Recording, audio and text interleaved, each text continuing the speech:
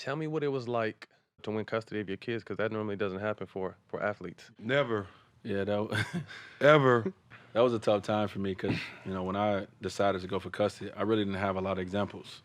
I didn't really have too many people I can reach out Right. to and say, bro, like, how was the process? You know what I'm saying? Or give me confidence that I even can, stand a chance. So I think for me, man, it was uncharted waters, but it was all about just being in my kids' lives. Mm-hmm. And unfortunately, that was the way I had to do it, because of how our relationship went. But once I got that opportunity to be there, more, I think it was beneficial for both of us. I Mm-hmm. needed them and they needed me. Mm-hmm. You know what I'm saying? And it just even now, I got Zaire's, he's a basketball player and he's trying to navigate through this world of, of having his father's last name. Mm-hmm. That's it. You know what I mean? That's Of having tough. his father and looking like me a little bit. And people Yeah. having expectations of how he should be. That's a lot. And what he should be. Mm-hmm. You know what I mean? And like that's been tough, as a parent to try to help him navigate. Mm-hmm. You know what I mean? I think I can give him all the game in the world, but ultimately I've never lived the way that he's living. I didn't grow up with a famous dad and a famous stepmother and Right. Mm-hmm. and so And just means. yeah, and the So- means to We talked everything. about this at All Star in L.A.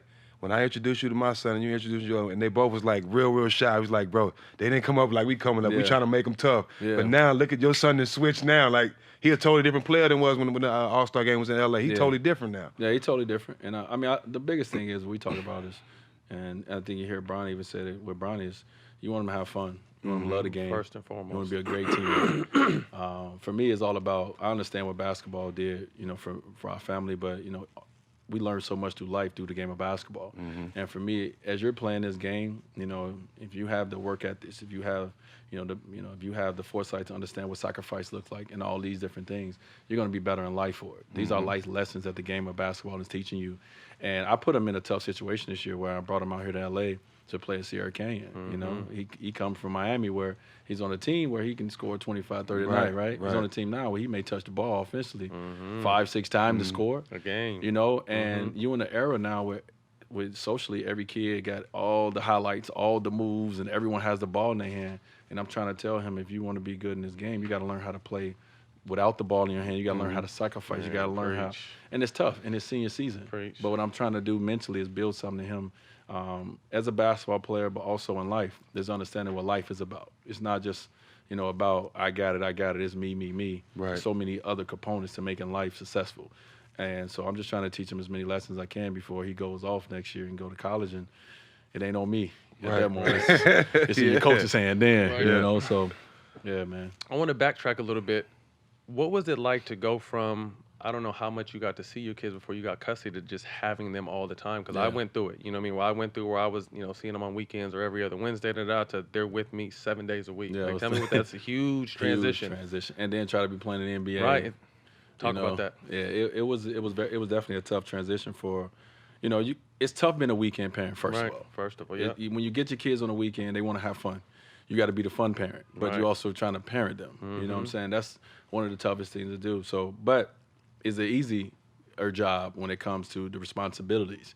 When you get them for a time, it's just everything started. I started thinking about all the responsibilities that I now had. You know what I'm saying, for them, and it was the simple stuff like, they weren't here for the weekend. Now they stand. So now I'm like, oh, okay. What kind of beds they need? What kind of sheets they need? What kind Day, of, like, I got to school think of clothes, everything. Their everything. clothes, their this, their that, all the stuff I need to teach them now. And so it was, at first it was like, I won custody and I was just, I had an emotional moment. And then it snapped back into me that I had so much to teach them and I had so much responsibility coming my way.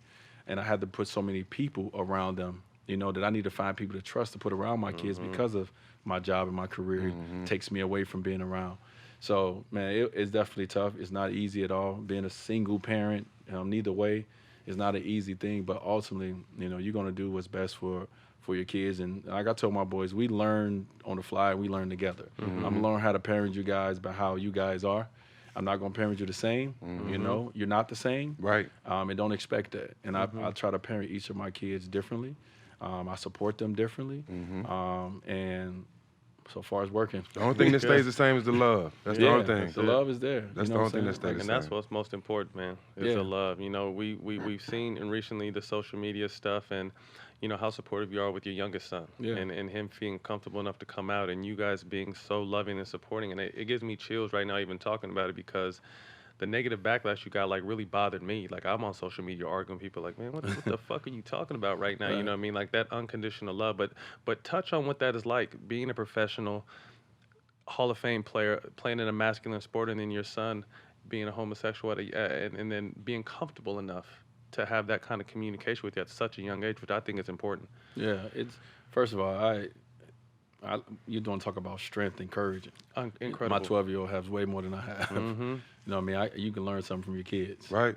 You know, but in our household, man, that's all we talk about. We talk about making sure our kids be seen by each of us. Me and my wife, you know, we talk about making sure our kids, you know, understand that they're, you know, the power in their voice. You know, we want them to be whoever they feel that they can be in this world. Like that's our goal. You know, understand you can be whoever, you can be whatever. Now, it's some things that's gonna, you know, while you trying to go down that process, this is what's gonna come at you. Right. It's gonna be a lot of negativity. Yeah. It's gonna be a lot of hate. And it's not even just from my son's sexuality. It's just about being a young black man or a young black woman. First and foremost, right? Yeah. So everything that comes with that. So for us, man, when I respond to things socially, I'm not responding because you hurt my feelings. I'm not responding because I even care enough of what you're saying, because it's, as we say in the hood, it's ignorant. Why I'm responding is because I understand my platform. I understand that I'm speaking for a lot of people that don't have the same voice that I have, right? As a father, or, you know, I'm even speaking for my 12-year-old right now because I haven't allowed him to sit in front of a microphone yet. But I'm speaking for, you know, for so many others, you know, in the LGBTQ plus community. So for me, man, like I said, it's just my version of supporting. Like, you know, I had to look myself in the mirror when my son at the time was 3 years old, and me and my wife started having conversations about, you know, us noticing that, you know, he wasn't on the boy vibe that Zaire was on, and I had to look myself in the mirror and say, what if your son come home and tell you he's gay? What are you gonna do? How are you gonna be? How are you gonna act? It ain't about him. He knows who he is. It's about you. Who are you? You know what I'm saying? So all these people that's out there saying those things, look at yourself.